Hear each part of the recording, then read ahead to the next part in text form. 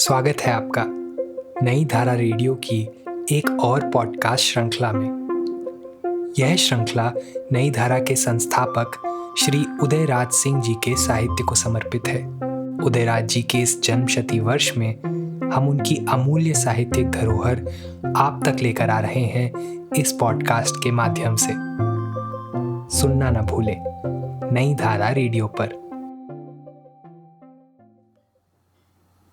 एक अहंकार मुक्त मूक समाज सेविका। यह कथा लीला सिन्हा की है, जिन्हें संसार नहीं, भारतवर्ष नहीं तथा बिहार राज्य तक के कुछ एक को छोड़कर कोई नहीं जानता। आखिर ऐसा क्यों? क्योंकि एक आम नारी की तरह वह आई और उसी तरह 65 वर्ष तक जिंदगी जीकर अपनी यह लीला संवरण कर दी।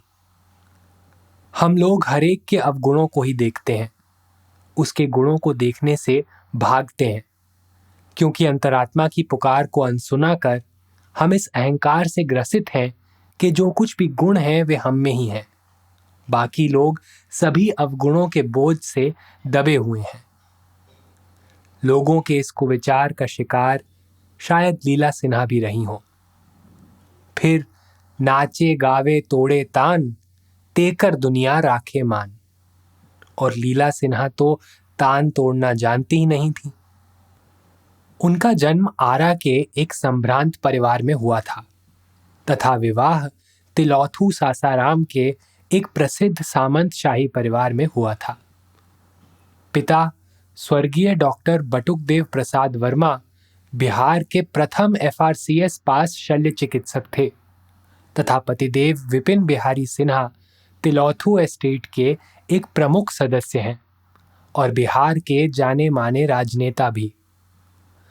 पिता की शिक्षा दीक्षा इंग्लैंड में हुई थी, इसीलिए वहां की संस्कृति से वह अंत तक प्रभावित रहे और लीला देवी का बचपन भी उसी वातावरण में बीता।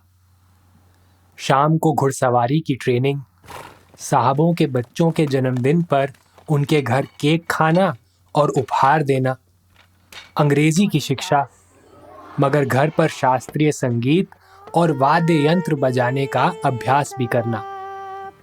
माँ का भी भरपूर प्यार पाने के साथ साथ उस युग की अविवाहित बालिका पर लागू तमाम अनुशासनों का भी बिना किसी झिझक के पालन करना था। स्कूल की शिक्षा समाप्त कर वह उच्च शिक्षा पाने बनारस हिंदू विश्वविद्यालय भी गई थी। विश्वविद्यालय के रजत जयंती समारोह में, जिसका उद्घाटन महात्मा गांधी ने किया था, उसमें कॉलेज की एक छात्रा के नाते उन्होंने खूब भाग लिया था। मैं भी इलाहाबाद से वहां उस समारोह में भाग लेने अपने मित्रों के साथ गया था, जहां मुझे जवाहरलाल जी तथा महामना मालवीय जी का भी भाषण सुनने का सुअवसर मिला था। एक ही मंच पर देश के स्वतंत्रता संग्राम के दिग्गज सारथियों तथा राजा महाराजाओं को मालवीय जी के निमंत्रण पर मैंने बैठे हुए भी देखा था। शायद ये पहला और आखिरी दृश्य था। हाँ, गोलमेज कॉन्फ्रेंस लंदन में एक ऐसा ही छोटा मोटा रूप अवश्य उभरा होगा। विश्वविद्यालय की उच्च शिक्षा समाप्त होने पर लीला जी का विवाह पूरे तामझाम के साथ तिलौथू के विपिन बाबू के साथ संपन्न हुआ। अफसरी वातावरण में पली हुई एक बेटी का विवाह एक रूढ़िवादी सामंत शाही परिवार में हुआ। हालांकि विपिन बाबू विद्यार्थी जीवन से ही राजनीति से प्रभावित थे और पटना BN कॉलेज के एक विद्यार्थी की हैसियत से 1942 की क्रांति में पटना जेल में, जहां वे भारत के प्रथम राष्ट्रपति डॉक्टर राजेंद्र प्रसाद के भी संपर्क में आए, महीनों बंद रहे। एक जमींदार परिवार की एक कुलवधू की सभी मर्यादाओं को उन्होंने बड़े शील और कौशल के साथ निभाया। पत्नी और कुलवधू की मर्यादाओं के साथ ही साथ उन्हें मां के दायित्व को भी निभाने का जल्द ही सुअवसर मिल गया। इन मर्यादाओं से घिरी इस नारी के जीवन में, मन में एक बड़ा बोझ भी आ गिरा और वह था उसके पतिदेव की राजनीति में सक्रिय भागीदारी। लीला जी ने अपने पति के इस जीवन में भी अपना पूर्ण सहयोग दिया। हाँ, मैं यह नहीं कह सकता कि इसके लिए उनका मानसिक समर्थन बिपिन बाबू को प्राप्त था या नहीं, मगर मैंने यह बड़े नज़दीक से देखा कि अपने शरीर से तो वह सदा उनके साथ रहीं। जहाँ जहाँ सभाओं में उनके पतिदेव गए, वह भी साथ गईं। उनके साथ कैंप में रहीं, कार्यकर्ताओं के साथ एक ही पांति में बैठकर खाना खाती थीं और वहाँ की तमाम असुविधाओं को सुविधा मानकर बिना हिचक सह लेती थीं। वह एक अंतर्मुखी महिला थी, इसलिए इस पहलू पर मेरी उनसे कभी कोई बात न हुई। विपिन बाबू 1952 से ही विधानसभा की सदस्यता हेतु लड़ते रहे। श्री भोला पासवान मंत्रिमंडल में उद्योग मंत्री भी रहे और उन्होंने लोकनायक जयप्रकाश नारायण का कभी भी साथ नहीं छोड़ा और जेपी आंदोलन में जोखिम से जोखिम का काम उठाकर उसमें भाग लिया। मैंने देखा कि ऐसे समय में लीला जी विपिन बाबू की सहधर्मिणी ही नहीं, सहकर्मिणी भी रही। आंदोलन का बुलेटिन उन्हीं के बेडरूम में छपता और उनकी तथा विपिन बाबू की प्रेरणा से मैं भी आंदोलन के कितने कार्यकर्ताओं को छिपाकर अपने मित्रों के यहाँ रखवा देता था। उसका एक दिलचस्प संस्मरण सुअवसर मिलेगा तो फिर कभी लिखूंगा। इन 50 वर्षों में उन्होंने क्या पाया और क्या खोया, इसका लेखा जोखा तो उनके साथ ही चला गया, मगर जो हमें दिखा या जिसे लोगों ने भी अपनी आंखों से परखा, वह यही था कि राजनीति या वैभव के इस दोहरे वातावरण में रहकर भी उनके हृदय में राम भक्ति के अंकुर सदा फूटते और प्रस्फुटित होते रहे और रामकथा की चर्चा और रामायण का पाठ उनके जीवन का प्रमुख अंग बनता गया। राजनीति ने 2 महारथियों को भारत भूमि में उतारा। एक सरदार भगत सिंह, जिन्होंने हिंसा का मार्ग अपनाया, और दूसरा महर्षि अरविंद, जिन्होंने अंत में आध्यात्म का मार्ग चुना। राजनीति और वैभव के प्रभाव से ज्यादा प्रभावशाली असर व्यक्ति के संस्कार का है, जो तमाम चट्टानों को तोड़कर अपना रास्ता बना लेता है। लीला जी के साथ भी शायद यही सत्य मुखर हुआ। फिर तो रामकथा और रामायण का पाठ उनके जीवन का प्रमुख अंग बन गया। नवरात्र में फलाहार कर रामायण 9 दिनों में समाप्त करती। सप्ताह में एक दिन भजन का भी कुछ दिनों तक सिलसिला चला और कभी जमेरा से प्रसिद्ध रामायणी जसुमती जी आती तो कभी वाराणसी से कोई रामायणी आते। कई बार भक्तराज आचार्य जगदीश शुक्ल जी भी पधारते। भक्ति माई कभी कभी साधक को उस स्थल पर पहुंचा देती हैं जब हृदय में जनसेवा के बीज पनपने लगते हैं और राम की भक्ति जनता जनार्दन की सेवा के लिए साधक को प्रेरित करने लगती है। लीला जी के साथ भी यही हुआ। 50 की उम्र के बाद उनमें जनता जनार्दन की सेवा के भाव उमड़ने घुमड़ने लगे और उनके पतिदेव की भी प्रेरणा थी ही। फिर तो एक ओर कैमूर पहाड़ियों का दस्यु प्रधान इलाका और दूसरी ओर सोन का फैला हुआ लंबा चौड़ा कछार। इसी के मध्य के क्षेत्र को उन्होंने अपना कार्य क्षेत्र बनाया और यही क्षेत्र उनके जीवन का अंतिम पड़ाव भी रहा।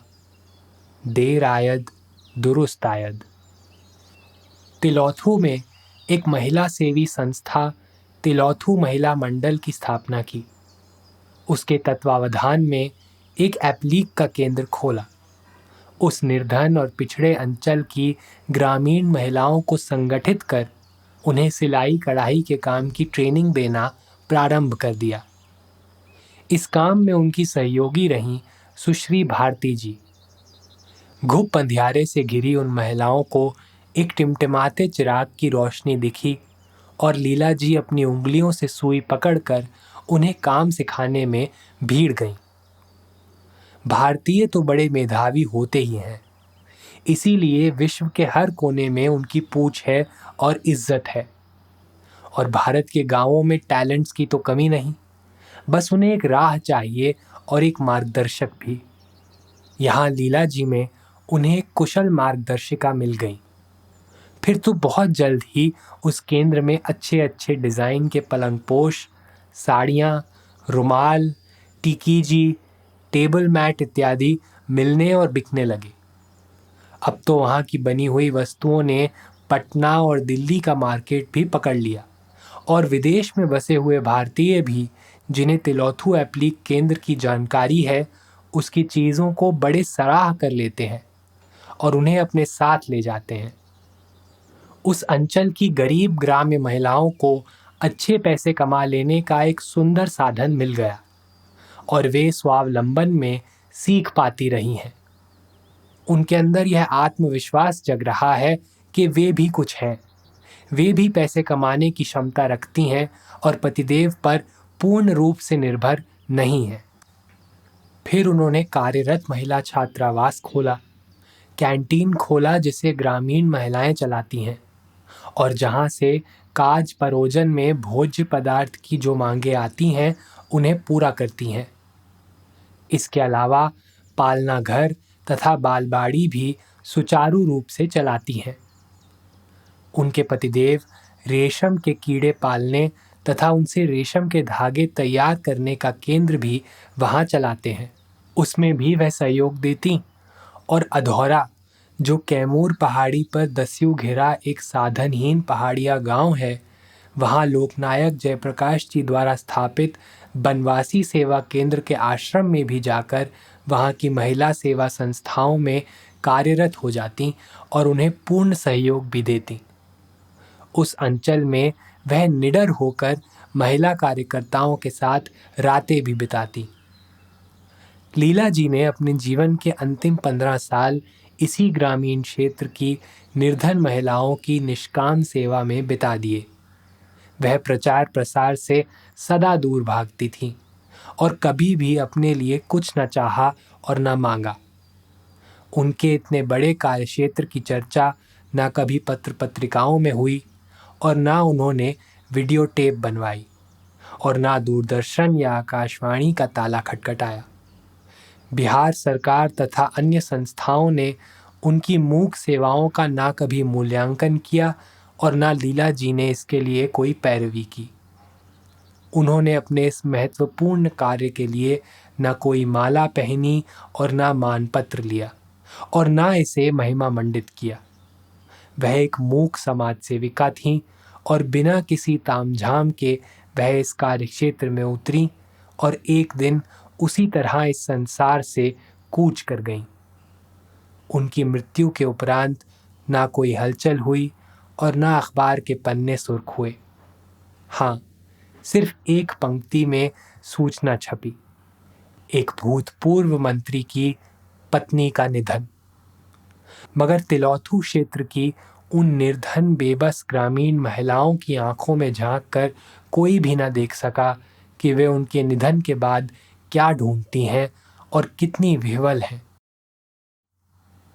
उस डूबने वाले की आंखें तो कोई देखे, साहिल के करीब आके दम तोड़ रहा हो।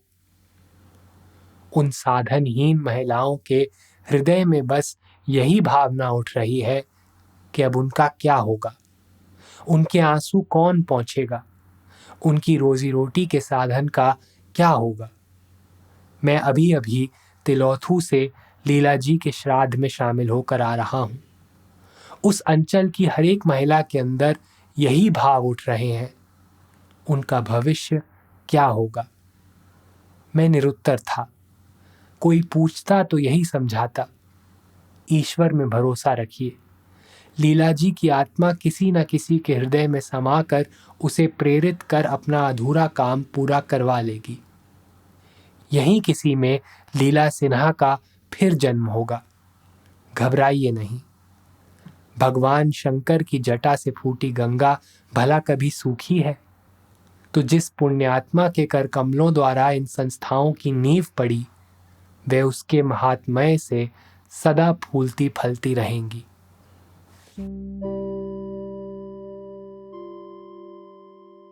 इस पॉडकास्ट को सुनने के लिए आपका धन्यवाद। हम आशा करते हैं कि हमारी ये प्रस्तुति आपको ज़रूर पसंद आई होगी। अन्य पॉडकास्ट्स, वीडियो इंटरव्यूज़ आदि के लिए नई धारा को सभी सोशल मीडिया प्लेटफॉर्म्स पर फॉलो करें। जल्द ही आपसे फिर मुलाकात होगी। धन्यवाद।